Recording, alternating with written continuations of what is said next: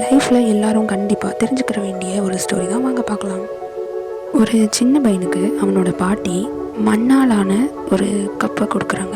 அந்த கப்பை கையில் கொடுத்துட்டு, இதுதான் உன்னோட வாழ்க்கை, இதை நீ கவனமாக யூஸ் பண்ணிக்கோன்னு சொல்கிறாங்க. அந்த சின்ன பையனும் ரொம்ப நாளாக பத்திரமா வச்சு பாதுகாத்துட்டே வரான். ஒரு நாள் அது தவறி கீழே விழுந்து உடஞ்சிருது. அதை பார்த்த உடனே அந்த பையன் அழ ஆரம்பிச்சிடுறான். பாட்டி கோபப்படுவாங்களேன்னு நினைக்கிறான். ஆனால் அதை பார்த்த பாட்டி சிரிக்கிறாங்க.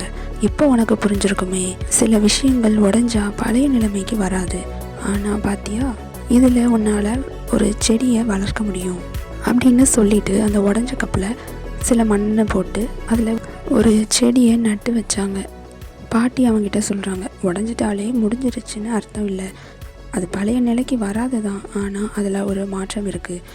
வாழ்க்கையிலையும் நம்ம நிலை உடைக்கப்படலாம், ஆனால் எங்கே உடையிறோமோ அந்த இடத்துல இருந்து தான் நம்ம வளர்ச்சி ஆரம்பிக்குது. So B motivated, always smile.